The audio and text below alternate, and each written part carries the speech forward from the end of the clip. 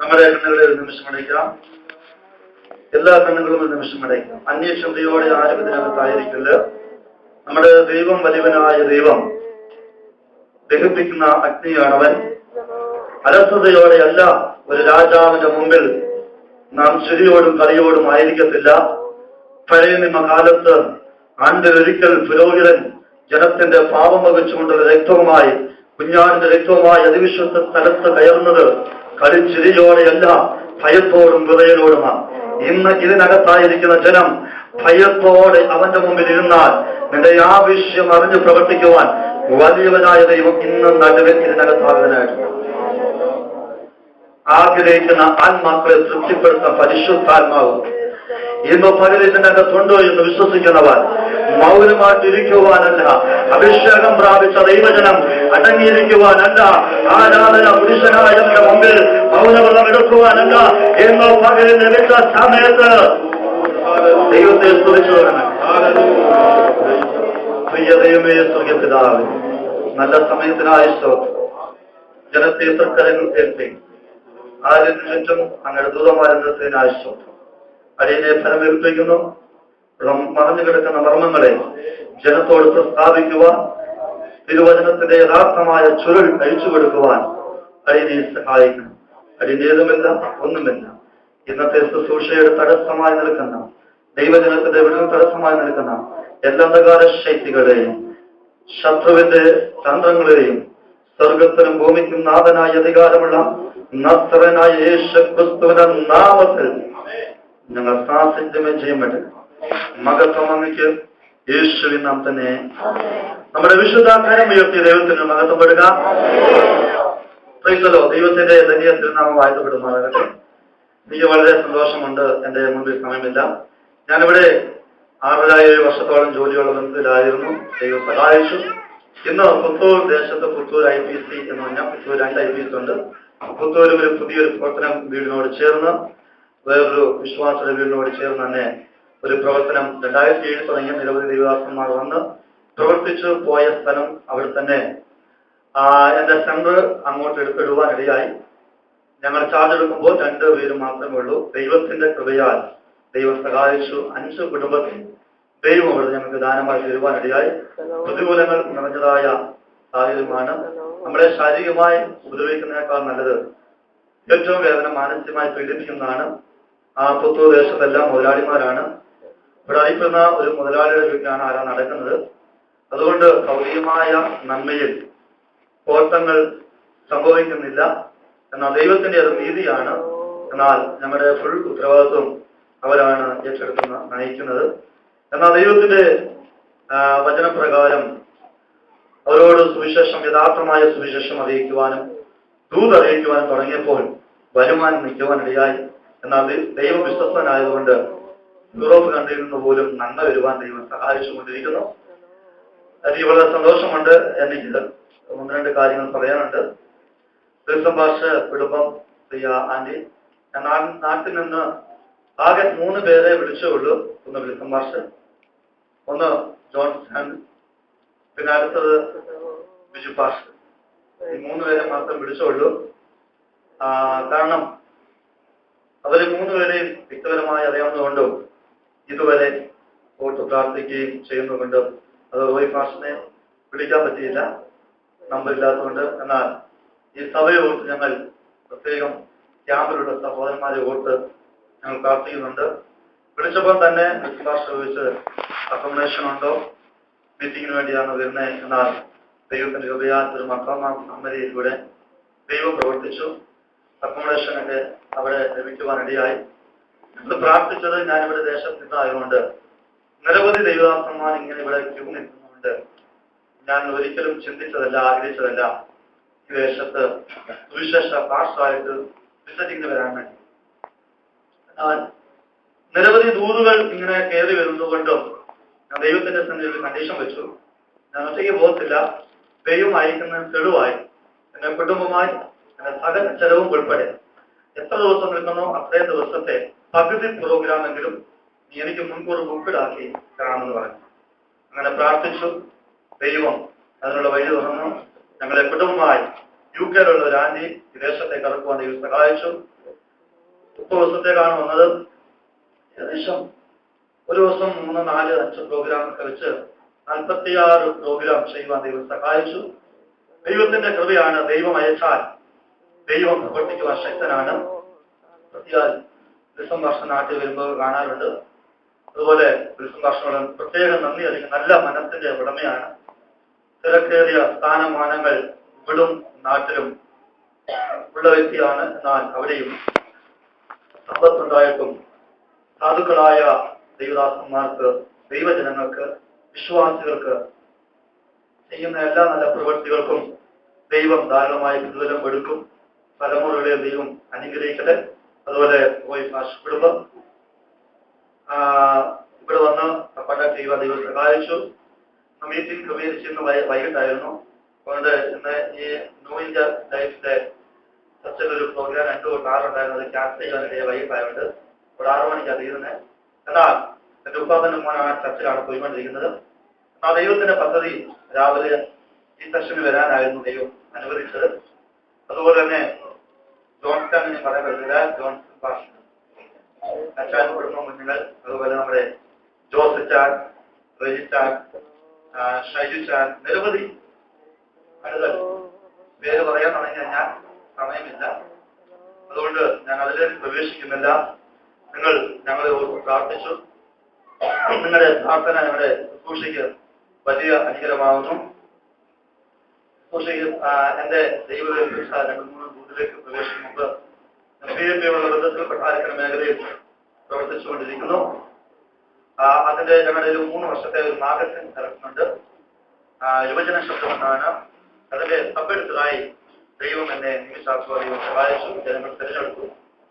എന്നാൽ നിങ്ങൾക്ക് എഴുതുവാൻ കഴിവുള്ളവർ ലേഖനങ്ങൾ, ആർട്ടിക്കിളൊക്കെ ഉണ്ടെങ്കിൽ ഞാൻ 7ാം തീയതി ഫ്രൈഡേ പോകും. അതിന് മുമ്പ് ഭാഷയുമായി ബന്ധപ്പെട്ട അല്ലെങ്കിൽ അതിന്റെ കാര്യങ്ങൾ ക്രമീകരിച്ചാൽ എനിക്കത് വളരെ അനുഗ്രഹമാകും. കാരണം നാട്ടിൽ പോയി പല വീടും പല സഭയും കയറി ഇറങ്ങി അത് കളക്ട് ചെയ്യണം. അപ്പൊ ഇവിടുന്ന് കഴിവുള്ള നിങ്ങൾ കണ്ടു കഴിഞ്ഞാൽ അത് ഞങ്ങൾക്ക് വലിയൊരു അനുഗ്രഹമാകും. നാട്ടിലുള്ള കാരണം ജനങ്ങൾക്ക് ഇവിടുത്തെ തീഷ്ണത, ഇവിടുത്തെ ആ പ്രവൃത്തി അത് മനസ്സിലാക്കുവാൻ ഇവിടെ കഴിയുവാനിടയാകും. നാട്ടിൽ ആ വിഷയത്തിൽ കടക്കുന്നില്ല. ക്ഷേത്രമാരൊക്കെ പല കാര്യങ്ങൾ പോവുകയും ചെയ്യുന്നുണ്ട്. അതിലേക്ക് ഞാൻ പ്രവേശിക്കുന്നില്ല. അല്പനേരത്തെ ദൈവജനത്തിലേക്കായി വേഗം ഒരു വാക്യം വായിക്കാം. സങ്കീർത്തനം 91 സങ്കീർത്തനം 14-ാമത്തെ വാക്യം.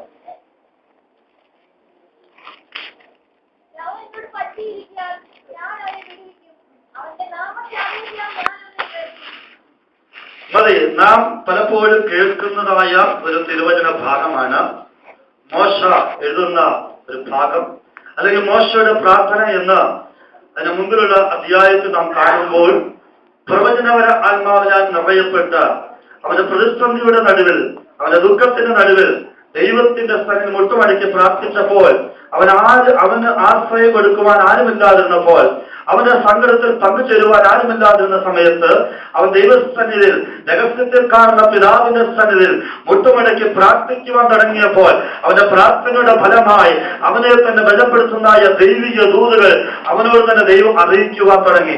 എന്ന പകൽ ഇതിനകത്ത് ഭാരത്തോടെ, പ്രയാസത്തോടെ, വേദനയോടെ, രോഗത്തോടെ, ദുഃഖത്തോടെ ആയിരിക്കുന്ന ദൈവജനത്തോട് വിളിച്ചു പറയാനുള്ള ഒരു ദൂതുണ്ട്. വിളിച്ച ദൈവം വിശ്വസ്തനാണ്. അവൻ വാക്കു പറഞ്ഞാൽ മാറുന്ന ദൈവമല്ല. നീ അവന്റെ മുഖത്തേക്ക് മാത്രം നോക്കിയാൽ മതി. ലോക മനുഷ്യന്റെ അടുക്കൽ നീ പോകേണ്ട കാര്യമില്ല. വിളിച്ച ദൈവം വിശ്വസ്തനെന്ന് നിനക്ക് വ്യക്തമായ ബോധ്യമുണ്ടെങ്കിൽ അവന്റെ ഭാരത്തിൽ അബ്രഹാമിന്റെ കൂടാരത്തിനകത്ത് ഇറങ്ങി വന്ന് അവന് വേണ്ടി അത്ഭുതം ചെയ്ത വലിയവനായ ദൈവത്തെ നീ സേവിക്കുന്നുവെങ്കിൽ നിന്റെ പ്രാർത്ഥനാ റൂമിനകത്ത് നീ ആരുമായിക്കോട്ടെ, ഏതവസ്ഥയിലായിക്കോട്ടെ, നിനക്ക് ലോകത്തിൽ ആരും ആശ്രയമില്ല എന്നാൽ നിന്റെ രഹസ്യ റൂമിനകത്ത് കയറിയിൽ നിന്ന് മുട്ടുമടക്കുവാൻ തയ്യാറെങ്കിൽ നിന്റെ പ്രാർത്ഥനയുടെ ആ സാന്നിധ്യത്തിൽ ദൈവത്തിന്റെ സാന്നിധ്യം യഹോവയുടെ ശക്തിയിൽ ഇറങ്ങി വരുവാനിടയാകും. കണ്ണുനീര് കാണുമ്പോൾ മനസ്സലിയുള്ള ദൈവമാണ്, അവ വഴിയിലിട്ടു പോകുന്ന ദൈവമല്ല. പ്രവചനം അത് നാം മനസ്സിലാക്കണം. ദൈവത്തിന്റെ കൃപയാൽ 10-13 വർഷമായി ഗുജറാത്തിന്റെ പ്രദേശത്ത് നിന്നും പ്രവചന ശുശ്രൂഷ പ്രാപിച്ച് ദൈവം നൽകി ഇന്ന് വരെ അത് ചെയ്തുകൊണ്ടിരിക്കുന്ന പല ആളുകളും ഫ്ലൈറ്റിൽ കയറുമ്പോൾ പ്രവാചകനാകും. നിരവധി പേരെ അറിയാം. കഴിഞ്ഞ മാസങ്ങൾക്ക് മുമ്പ് ഒരു സഹോദരൻ എനിക്ക് വ്യക്തിപരമായി അറിയുന്ന ദൈവദാസൻ എന്റെ സ്വന്തം ജ്യേഷ്ഠന്റെ അടുത്ത് പോയി പ്രവചിച്ചു. എന്റെ സ്വന്തം ജ്യേഷ്ഠനോടിനെ വിളിച്ചു, ഇന്നാൾ വന്നു. ഞാൻ പറഞ്ഞു, ജസ്റ്റ് അദ്ദേഹത്തിന് എന്തെങ്കിലും ഒരു കൈത്താങ്ങ് കൊടുക്കാൻ, ജസ്റ്റ് സഹായം കൊടുക്കാൻ വേണ്ടി നമ്പർ കൊടുത്ത. എന്റെ ബ്രദറാണ്, പുള്ളിക്ക് അറിയത്തില്ല. നാട്ടിൽ വന്നപ്പോൾ ചോദിച്ചു, പ്രവചനം കിട്ടിയോ? ഇല്ല. കാരണം പ്രവചനത്തെ യഥാർത്ഥമായി ദൈവം ആത്മാവ് കൊടുത്തു. ദൈവത്തിന്റെ ആത്മാവിൽ നിയോഗത്താൽ ദൈവം അയക്കുന്ന അഭിഷക്തന്മാരുണ്ട്. പലരും ഇന്ന് പ്രവാചകന്മാരെ കുറ്റം പറയുമ്പോൾ ഒരു കാര്യം മനസ്സിലാക്കണം. പ്രവചനം എന്ന് പറയുന്നത് അത് നമ്മൾ ആദ്യം പഠിക്കണം. പ്രവചനം എന്താ? ഒരു പനി മാറ്റുന്നല്ല. പ്രവചനം എന്ന് പറയുന്നത് വചനത്തിന്റെ അടിസ്ഥാനത്തിൽ തെളിയിക്കാം. സമയം വേഗത്തിൽ പോകുന്നത്. യഹോവയായ ദൈവം നമ്മളോട് ദൂത് അറിയിക്കുമ്പോൾ അത് മാനുഷ്യമായ ബുദ്ധിക്ക് നിരക്കാത്തതായിരിക്കും, അസാധ്യമായ കാര്യമായിരിക്കും. ഒരു ഉദാഹരണം, ചില വർഷങ്ങൾ കഴിയുമ്പോൾ നമ്മുടെ വിൽസം പാസ്റ്റർ IPCയിലെ പ്രസിഡന്റ് ആവുന്ന ദൂത് പറയുന്നു. നിങ്ങൾ ആരെങ്കിലും വിശ്വാസം വരുമോ? അതാണ് പ്രവചനം. അസാധ്യമായ കാര്യം എന്ന് പറഞ്ഞാൽ, അല്ലെങ്കിൽ ഇവിടെ ഇരിക്കുന്ന ഒരു ലേബർ ക്യാമ്പിൽ ജോലി ചെയ്യുന്ന ഒരു സഹോദരൻ ഇവിടുത്തെ അറബാവാമെന്ന് പറഞ്ഞാൽ ആർക്കെങ്കിലും വിശ്വാസം വരുമോ? ഇല്ല. അതാണ് പ്രവചനം. നമ്മുടെ ജീവിതത്തിനകത്ത് ആരും ചെയ്യാതെ ചെയ്തുകൊണ്ടിരിക്കുന്ന ഭാവങ്ങൾ രഹസ്യമായി വന്ന് നിന്നോട് അറിയിച്ചു കഴിഞ്ഞാൽ, അത് തെളിയിച്ചു തന്നു കഴിഞ്ഞാൽ, അതിൽ നിന്ന് നീ മാറിപ്പോകണമെന്ന് പറഞ്ഞാൽ അതാണ് പ്രവചനം. വചനത്തിന്റെ അടിസ്ഥാനത്തിൽ യഹോവയായ ദൈവം മോശ മുഖാന്തരം ഇസ്രായേലിനോട് പറഞ്ഞു, ഞാൻ നിങ്ങളെ അടിമവീട്ടിൽ നിന്ന് പുറത്തു കൊണ്ടുവരുവാൻ ഞാൻ ആഗ്രഹിക്കുന്നു. നിങ്ങൾ അടിമവീട്ടിൽ നിന്ന് പുറത്തു നിങ്ങളെ കൊണ്ടുവരുമ്പോൾ നിങ്ങൾ ഒന്നുമില്ലാത്ത അവസ്ഥയിലല്ല, സമൃദ്ധിയോടുകൂടെ ഞാൻ നിങ്ങളെ പുറത്തു കൊണ്ടുവരുവാനിടയാകും. ഇഷ്ടിക ചൊടുവാൻ വൈക്കോല് വാങ്ങുവാൻ കാശില്ലാതെ നട്ടം തിരിഞ്ഞു നിൽക്കുന്ന ഈ അനുഭവത്തിൽ തൂത് വിളിച്ചു പറയുക, മോശ എന്തുവാ സമൃദ്ധിയോടെ കൊണ്ടുവരും. സമൃദ്ധിയൊന്നും വേണ്ട എങ്കിലും എങ്ങനെയെങ്കിലും ഏതെങ്കിലും ഒരു അവസ്ഥയിൽ ഈ ദേശത്തിൽ നിന്ന് പുറത്തു പോകുവാൻ അവർ ആഗ്രഹിക്കുമ്പോൾ ദൂത് അവർക്ക് എന്തുവാ സമൃദ്ധിയായി അനുഗ്രഹിക്കും. യഹോവയായ ദൈവം പറഞ്ഞ ദൂത് നിവർത്തിച്ചോ സമൃദ്ധിയോടെ അവരെ പുറത്തു കൊണ്ടുവരുവാനിടയായി. കാരണം ദൈവം അയച്ച ഒരുവൻ നിങ്ങളുടെ അടുക്കൽ വന്ന് എന്ത് പറഞ്ഞാലും വചനത്തിന്റെ അടിസ്ഥാനത്തിൽ അത് പരിശോധിച്ച് അത് ക്ലിയർ എന്ന് മനസ്സിലാക്കി അത് ഏറ്റെടുക്കുവാൻ തയ്യാറാകണം. എന്റെ വിഷയത്തിലേക്ക് മടങ്ങി വരട്ടെ. കാരണം പ്രവാചകന്മാരെ നമുക്ക് തെറ്റിദ്ധരിപ്പിക്കാം, പക്ഷെ ദൈവത്തിന്റെ ആത്മാവിനെ നമുക്ക് കളിപ്പിക്കുവാൻ കഴിയത്തില്ല. അങ്ങനെയാണെങ്കിൽ പ്രവാചകനെ പറ്റിച്ച ഒരു പുള്ളിയുണ്ട്, ഒരു കുടുംബമുണ്ട്, ഈശായുടെ കുടുംബം. അഭിഷേകം ചെയ്യുവാൻ വേണ്ടി ഇസ്രായേൽ രാജാവിനെ ഞാൻ കണ്ടിരിക്കുന്നു, നീ പ്രവാചകനോട് യഹോവയായ ദൈവം പറഞ്ഞു, നീ പോയി അവനെ അഭിഷേകം ചെയ്യണം. ഈശായുടെ ഭവനത്തിലേക്ക് പോകാം. ഈശായുടെ ഭവനത്തിലേക്ക് പോയി അതിമകനായ ഏലിയാബിനെ കൊണ്ടു നിർത്തി. അവനല്ല, 7 പേരെയും കൊണ്ടുവന്നു. അവൻ ആരുമല്ല. വീട്ടുകാര് ഇത്രയും പേരേ ഉള്ളൂ. അപ്പൊ പ്രവചനത്തിൽ തെറ്റുപറ്റിയോ? മറയ്ക്കാൻ നോക്കി. എന്നാൽ 7-ാമൻ അതിനു മുമ്പ് ഒരു ചോദ്യം ഞാൻ നിങ്ങൾക്ക് ചോദിക്കാം. ഭാഷമാര് പറയണ്ട, ഇശായുടെ പുത്രന്മാരിൽ ദാവീദ് എത്രാമത്തെ മകനെന്ന് നമ്മൾ ധരിച്ചിരിക്കുന്നത്? ഇശായുടെ പുത്രന്മാരിൽ ദാവീദ് എത്രാമത്തെ മകനാണ്?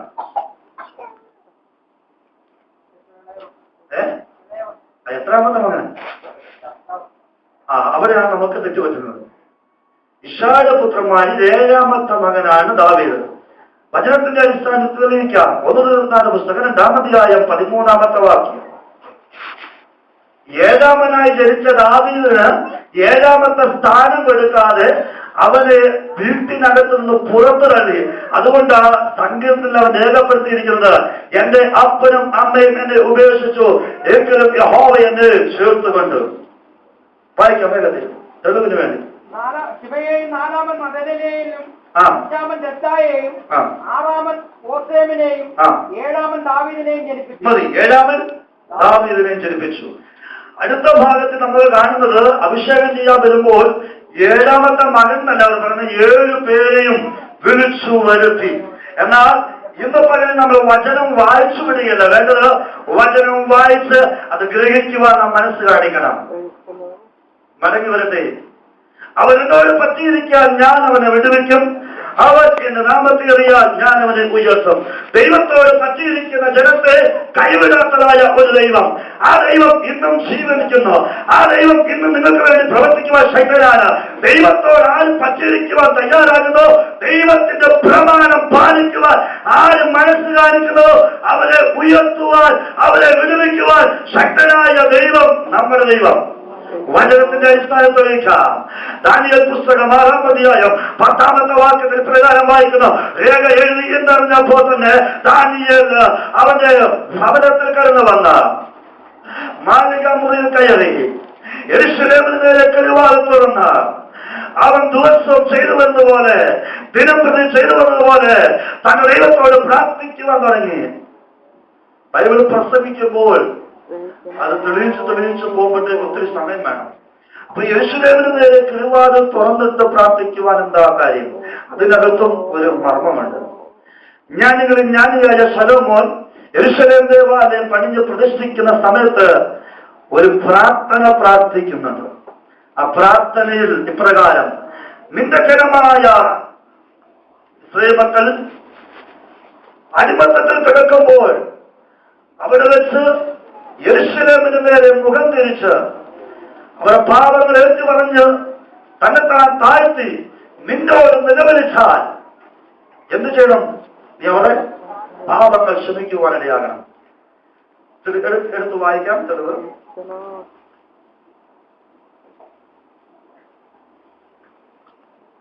1 രാജാക്കന്മാരുടെ പുസ്തകം 8-ാം അധ്യായം 44-45, മറുഭാഗം 2 ദിനവൃത്താന്ത പുസ്തകം 6-ാം അധ്യായം 38-39. ജനത്തെ അയക്കുന്ന വഴി തങ്ങളുടെ ശത്രുക്കളോട് യുദ്ധം ചെയ്യുവാൻ പുറപ്പെടുമ്പോൾ ഈ തെരഞ്ഞെടുത്ത നഗരത്തിലേക്കും നാമത്തിന് ഞാൻ പണിതിരിക്കുന്ന ഈ ആലയത്തിലേക്കും തിരിഞ്ഞ് യഹോവയോട് പ്രാർത്ഥിച്ചാൽ ഈ സ്വർഗത്തിൽ അവരുടെ പ്രാർത്ഥനയും യാതനയും കേട്ട് അവർക്ക് ന്യായം പാലിച്ചു കൊടുക്കണമേ. മതി. നിരവധി പരിവാക്യങ്ങളുണ്ട്, എന്നാൽ അതിലേക്ക് പ്രവേശിക്കുന്നില്ല. ദൈവത്തോട് പറ്റിയിരുന്നു കഴിഞ്ഞാൽ ദൈവം വിടുവിക്കുമോ? അതിന് തെളിവാണ് ദാനിയേൽ എന്ന പുരുഷൻ BC 66 യെരൂശലേം ദേവാലയം ആക്രമിക്കപ്പെടുന്ന സമയത്ത് നെബൂഖദ്നേസർ രാജാവ് യെരൂശലേം ദേവാലയത്തിനകത്ത് നിന്ന് വെള്ളി പൊൻപാത്രങ്ങൾ കവർന്നെടുത്തുകൊണ്ട് വരുന്ന കൂട്ടത്തിൽ ചില യൗവനക്കാരെ അല്ലെങ്കിൽ ചെറുബാലന്മാരെ അടിമകളാക്കിക്കൊണ്ട് വരുന്ന സന്ദർഭം.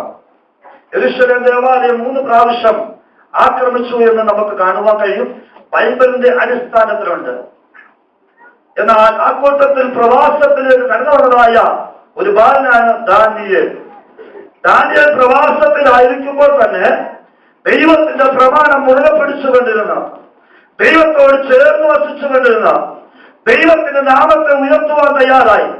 അവന്റെ ജീവിതത്തിനകത്ത് ലോകം അവനെ എതിരായി നിന്നപ്പോഴും, അവന്റെ കൂടെ ജോലി ചെയ്യുന്നവർ അവനെതിരായി നിന്നപ്പോഴും, അവൻ ഏറ്റവും കൂടുതൽ സ്നേഹിച്ചതായ തന്റെ ദൈവത്തിന്റെ നാമത്തിൽ അവന്റെ ജോലി പോലും നഷ്ടപ്പെട്ടു പോകേണ്ട അനുഭവം ഉണ്ടായപ്പോഴും അവനറിയാം, ദാനിയേലിനറിയാം, എന്റെ ദൈവം വിശ്വസ്തന, ഞാൻ അവന്റെ സന്നിധിയിൽ മുട്ടുമടക്കിയ അവനോട് ചേർന്നിരുന്നാൽ അവന്റെ നാമത്തെ ഞാൻ കഴിഞ്ഞ നാളുകൾ മുറുകെ പിടിച്ചതുകൊണ്ട്, ഉയർത്തിയതുകൊണ്ട്, അറിഞ്ഞതുകൊണ്ട് അവനെ കൈവിടത്തില്ല.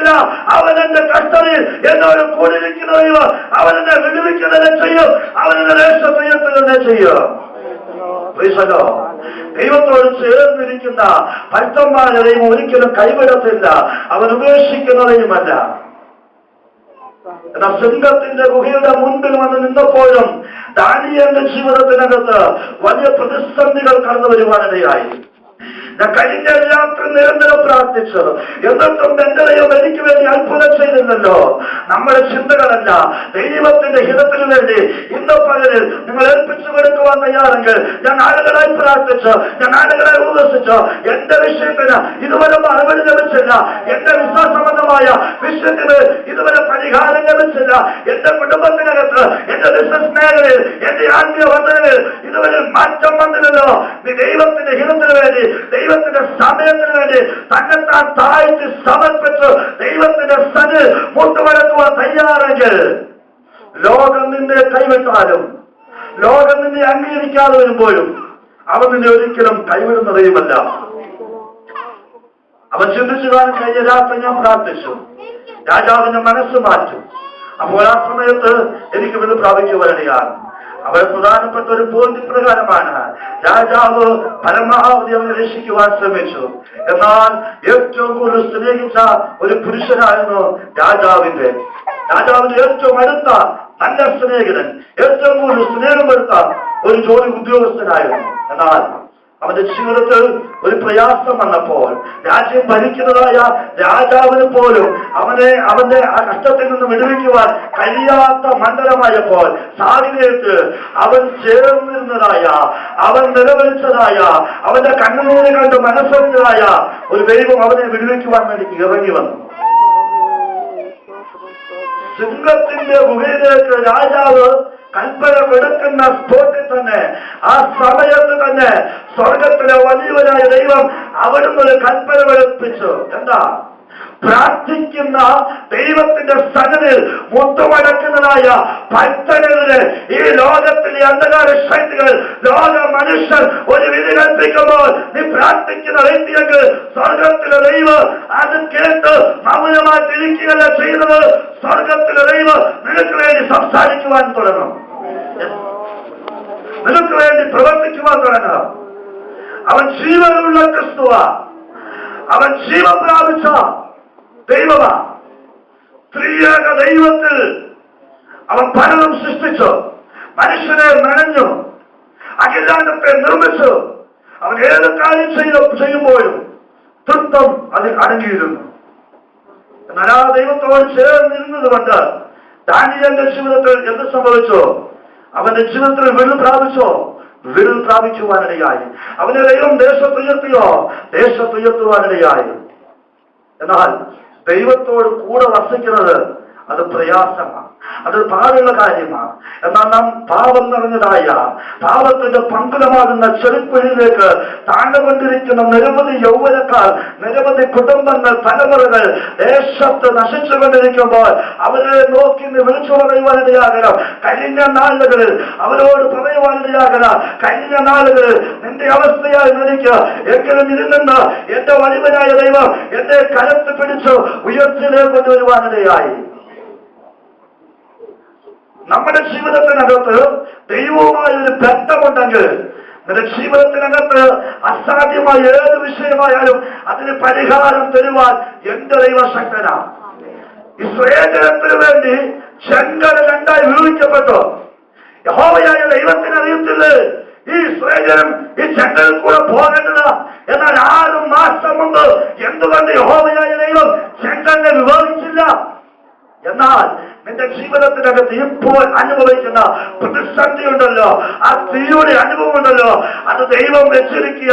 കാരണം ദൈവത്തിന്റെ നാമം മഹത്വപ്പെടുവാനാ. നീ ചിന്തിക്കുന്ന പോലെ, നീ വിചാരിക്കുന്ന പോലെ എന്റെ ദൈവം എന്നെ കൈവിട്ടല്ലോ, എന്റെ പ്രാർത്ഥന കേൾക്കുന്നില്ലല്ലോ എന്നല്ല. നിന്നെ അടിമ വീട്ടിൽ നിന്ന് പുറത്തു കൊണ്ടുവന്ന ഒരു ദൈവം ഇന്നും ജീവിക്കുന്നു. അവൻ നിന്നെ ചെങ്കലിനകത്ത് തള്ളിയിട്ട് കൊല്ലുന്ന ദൈവമല്ല. എന്നാൽ ആ സമയമായപ്പോൾ ചെങ്കടൽ മുമ്പിൽ വന്നു നിൽക്കുന്ന സമയത്ത് അവിടെയാണ് ദൈവം അത്ഭുതം ചെയ്യുന്നത്. നമ്മുടെ ജീവിതത്തിൽ ദൈവം എന്തെങ്കിലും ചെയ്യുവാൻ ആഗ്രഹിക്കുന്നുവെങ്കിൽ അത് 10 പേർ അറിയുവാനിടയാകും. ദൈവനാമം മഹത്വത്തിന് കാരണമാക്കിയാണ്. പുതിയ നിയമത്തിലേക്ക് വേഗം വരാം. യോഹന്നാന്റെ സുവിശേഷം 18-ാം അധ്യായം 40-ാമത്തെ വാക്യം വേഗത്തിൽ വായിക്കാം. അവിടെ പറഞ്ഞ് വിശ്വസിച്ചാൽ ദൈവത്തിന്റെ മഹത്വം കാണുമെന്ന് ഞാൻ നിന്നോട് പറഞ്ഞില്ലയോ? മാർത്തയോട് യേശു പറയുന്ന വിശ്വസിച്ചാൽ ദൈവത്തിന്റെ മഹത്വം കാണുമെന്ന് ഞാൻ നിന്നോട് പറഞ്ഞില്ലയോ? ജീവിതത്തിനകത്ത് പ്രതീക്ഷകളെല്ലാം മറ്റുപോയി. ആശ്രയമായുണ്ടായിരുന്ന ഏക സഹോദരൻ ലോകത്തുനിന്ന് വിട ചൊല്ലിയപ്പോൾ കഴിഞ്ഞ നാളുകളിൽ യേശുവിനോട് ചേർന്നിരുന്ന് യേശുവിന്റെ പാദത്തിൽ നിന്ന് തിരുവചനങ്ങൾ ക്യാച്ച് ചെയ്ത് പിടിച്ച് തിരുവചനം ഭക്ഷിച്ചുകൊണ്ടിരുന്നതായ ബഥാനിയ ഗ്രാമത്തിൽ മറിയയുടെ വീട്ടിനകത്ത് സന്തോഷത്തിന്റെ ദേശത്ത് ഇന്നൊരു കണ്ണുനീരിന്റെ അനുഭവം. ദൈവത്തോട് ചേർന്നിരുന്നിട്ടും ദൈവനാമത്തിന് വേണ്ടി കൊടുത്തിട്ടും യേശു ക്രിസ്തുവിനെ ശുശ്രൂഷിച്ചിട്ടും യേശു ക്രിസ്തുവിന് അവന്റെ ശിഷ്യന്മാർക്കും വേണ്ട കാര്യങ്ങളെല്ലാം ചെയ്തു കൊടുത്തിട്ടും എന്റെ ജീവിതത്തിനകത്ത് ഞങ്ങളുടെ ജീവിതത്തിനകത്ത് ഈ ഗതി വന്നല്ലോ എന്ന് പറയുന്ന സമയത്ത് 4 ദിവസം കഴിഞ്ഞ് യേശു ലാസർ മരിച്ച ലാസറിനെ വെച്ചതായ കല്ലറയുടെ മുൻപിൽ വന്ന് നിൽക്കുവാനിടയായി. അസാധ്യമായ കാര്യം യേശു ക്രിസ്തുവിനോട് ചേർന്നിരുന്നിട്ട് അവരുടെ ജീവിതത്തിൽ പ്രതിസന്ധി വന്നപ്പോൾ, ഒരു ദുഃഖം വന്നപ്പോൾ, ഒരു വേദന വന്നപ്പോൾ അവരെ കൈവിട്ടോ? ഇല്ല. അവരുടെ കണ്ണുനീര് കണ്ട് അവരുടെ കണ്ണുനീര് തുടയ്ക്കുവാൻ വേണ്ടി യേശു അവിടെ എത്തുവാനിടയായി. ആവശ്യബോധത്തോടെ, ആഗ്രഹത്തോടെ, വിശ്വാസത്തോടെ യേശുവിന്റെ തൊങ്ങലിനെങ്കിലും ഒന്ന് തൊട്ടാൽ എനിക്ക് സൗഖ്യം പ്രാപിക്കുമെന്ന് വിശ്വസിച്ചുകൊണ്ട് രക്തസ്രാവസി യേശുവിന്റെ തൊങ്ങലിൽ തൊട്ടപ്പോൾ അവർക്ക് മാത്രം സൗഖ്യം വ്യാപരിക്കുവാനിടയായി. നിരവധി പേർ യേശുവിനെ തൊട്ടും അല്ലെങ്കിൽ ഞെരുക്കി കൊണ്ട് പോകിയ, എന്നാൽ അവർക്കാർക്ക് പ്രത്യേകത ഉണ്ടായില്ല, അവർക്കാർക്കും വിടുതൽ ഏൽക്കുവാൻ കഴിഞ്ഞില്ല. എന്നാൽ നിന്റെ ജീവിതത്തിനകത്ത് ആവശ്യബോധത്തോടെ, ആഗ്രഹത്തോടെ നീ ആലയത്തിനകത്ത് കടന്നുവന്ന് ദൈവത്തെ സ്തുതിക്കുവാൻ, ദൈവത്തെ ആരാധിക്കുവാൻ, ദൈവത്തോട് ചേർന്ന് വസിക്കുവാൻ തയ്യാറാകുമെങ്കിൽ ഇന്നോ പകല് തൂണ്ടുവലിച്ചു പറയട്ടെ. നിന്റെ അവസ്ഥകളെ മാറ്റുവാൻ, നിന്റെ ബുദ്ധിമുട്ടുകളെ മാറ്റുവാൻ, നിന്റെ സാമ്പത്തികമായ കടഭാരങ്ങളെ നീക്കുവാൻ എന്റെ ദൈവം ഇന്നും ജീവിക്കുന്ന ജീവനുള്ള ദൈവത്തെ, ജീവൻ പ്രാപിച്ചതായ ദൈവജനം ജീവനോടെ ആരാധിക്കുവാൻ തയ്യാറാകുമ്പോൾ ആർപ്പിന്റെ മുൻപിൽ, ജനത്തിന്റെ മുൻപിൽ നിന്നതായ മതിൽ ഇടിഞ്ഞു വീഴുവാൻ തുടങ്ങിയെങ്കിൽ നീ ആർപ്പിടുവാൻ തയ്യാറാകണം. നീ ദൈവത്തെ സ്തുതിക്കുവാൻ തയ്യാറാകണം. നിസ്സാരമായ കാര്യമല്ല. നിസ്സാരമായ സാധുക്കളായ കുറച്ച് ജനങ്ങൾ ആർപ്പിട്ടപ്പോൾ മതിൽ വീഴുമോ? ചരിത്രം പറയുന്നത് അത് ഒരു ആയുധത്തിനും ആ മതിലിനെ തകർക്കുവാൻ കഴിയുന്നില്ല. അത്രത്തോളം സ്ട്രോങ് ആയ രീതിയിലാണ് അത് പണിഞ്ഞിരിക്കുന്നത്. എന്നാൽ നിസ്സാരമായ ജനങ്ങൾ ഒന്ന് ദൈവത്തെ സ്തുതിക്കുവാൻ തയ്യാറായപ്പോൾ, ദൈവത്തെ പാടി സ്തുതിക്കുവാൻ തയ്യാറായപ്പോൾ, ആർപ്പിടുവാൻ തയ്യാറായപ്പോൾ, ദൈവം പറഞ്ഞത് അനുസരിക്കുവാൻ തയ്യാറായപ്പോൾ അവരുടെ ജീവിതത്തിൽ വിജയം കാണുവാനിടയായി. യഹോവയായ ദൈവം യേശു ക്രിസ്തു നിന്നോട് എന്താണോ പറയുന്നത് അത് നീ അനുസരിക്കുവാൻ തയ്യാറെങ്കിൽ നിന്റെ ജീവിതത്തിൽ നടക്കുവാനിടയാകും. ഇവരുടെ ദൈവം പറയാൻ അനുഗ്രഹിക്കുമാറാകട്ടെ. എന്റെ സമയം ഇവിടെ അവസാനിച്ചിരിക്കുന്നു. എനിക്ക് ഇത്രത്തോളം സമയം അനുഭവിച്ചെന്ന സഭയോടും നിന്റെ പിന്നെ പ്രവർത്തിക്കുന്ന എല്ലാ ദൈവമക്കളോടും എന്റെ വ്യക്തിപരമായ നന്ദി അറിയിക്കുന്നു. നിങ്ങൾ ഞങ്ങളെ ഓർത്ത് പ്രാർത്ഥിക്കുക. എല്ലാവരോടും പ്രത്യേകമായ നന്ദി അറിയിക്കുന്നു. God bless you.